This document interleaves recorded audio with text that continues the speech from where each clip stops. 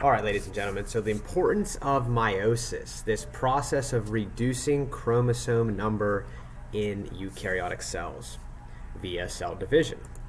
So the importance of meiosis is we take one diploid, which we also write as 2N, cell, and we can produce from it via the two meiotic divisions, meiosis, 4 haploid or 1N cells. Right? Remember, diploid refers to 2 sets of chromosomes, haploid refers to 1 set. So we can take one cell that has 2 sets of chromosomes and via the 2 divisions of meiosis make 4 cells that only have 1 set of chromosomes and are all genetically different. We're going to talk about how genetically different they are in the coming slides. And again, remember, we have to reduce chromosome count because meiosis makes reproductive cells, and we'll use humans as the good example. Sperm cell has 23, egg cell has 23. When they come together, the zygote needs to have 46, right? Because that's a human body cell. So this is where the genetic diversity comes from. Okay, if you remember back from the last screencast, these 2 duplicated chromosomes are called homologous pairs. Okay. And together, when homologous pairs come together like this, they form a tetrad. And during tetrad formation, when they're like this, a very special event can occur called crossing over. And crossing over is just what you see here. This red arm crosses over that blue arm. And sometimes, well, a lot of the time, the arms can actually trade. Look at this. This blue arm is now on the red chromosome, and this red arm is now on the blue chromosome. And the same is true down here. These large portions of DNA have switched places, and they're now next to genes they've never been next to. That's leading to a large amount of genetic diversity. So, during prophase 1, each pair of chromatids lines up next to its homologue, right? This is the homologous pair. So these are homologous chromosomes, and they are duplicated at this point. Remember, we're past the S phase of interphase. The pairing of homologous chromosomes produces tetrads, which is what this structure is called overall. And then a tetrad ultimately consists of 4 chromatids, right? We see the 4, 1 chromatid arm, 2, 3, and 4. That's where the word tetra means 4, so tetrad means 4 chromatid arms.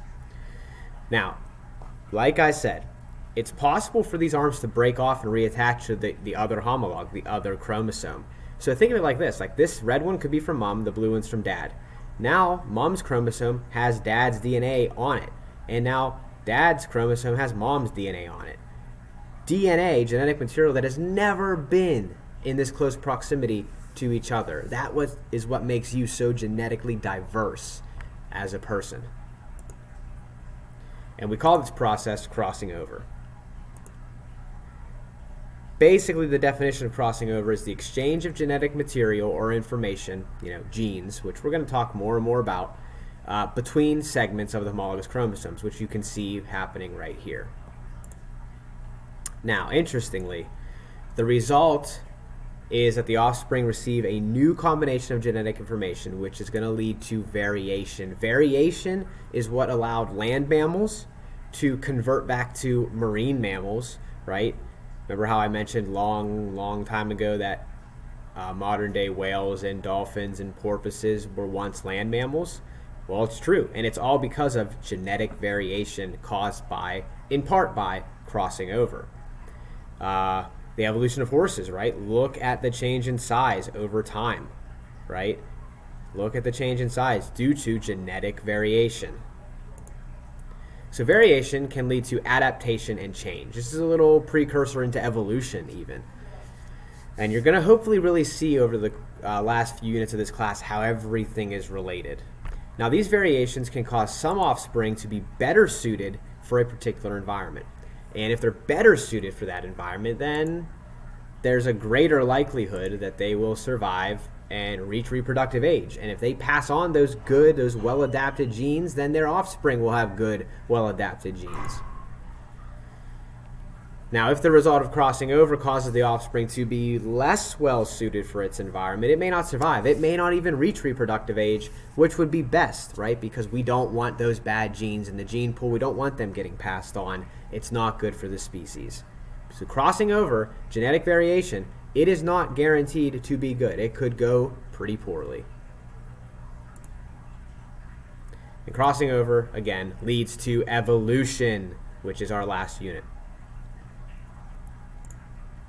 So gamete formation, right? That's what we've been talking about this whole time. Meiosis is the production of gametes, the reduction of chromosome numbers to produce gametes, to produce haploid cells, sperm and egg cells. In males, meiosis results in 4 sperm cells. In females, 4 cells are produced, but we're not really going to consider it that they're produced. Only one of them will become a viable egg cell. Right? So really we're going to look at it as meiosis makes 4 sperm cells in men and 1 viable egg cell in females. And all the cytoplasm and all the organelles are ultimately put into 1 egg cell, right, from those 4 that are produced.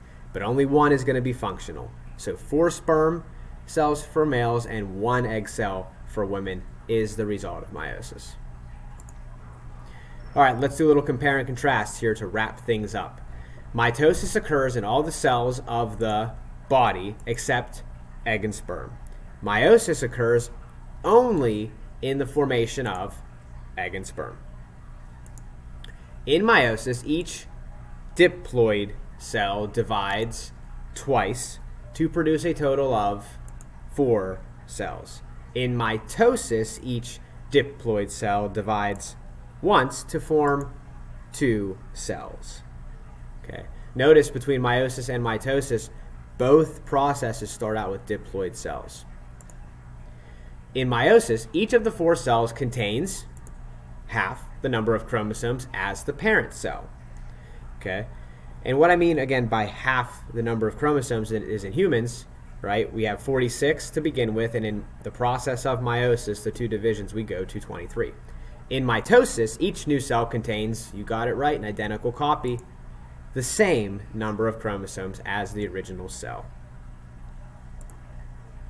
In mitosis, the homologous pairs do not come together to form that 4-chromatid structure called a tetrad. However, in meiosis, the homolog pairs do come together to form tetrads. While chromosomes are in tetrads, a very special event can occur called crossing over, and there will be no crossing over in mitosis. So meiosis is the only place crossing over occurs. In mitosis, the 4 haploid cells contain different combinations of chromosomes from each other. In mitosis, the new cell contains identical copies because identical copies is the goal of mitosis. Folks, that's cell division. See you guys for Unit 5.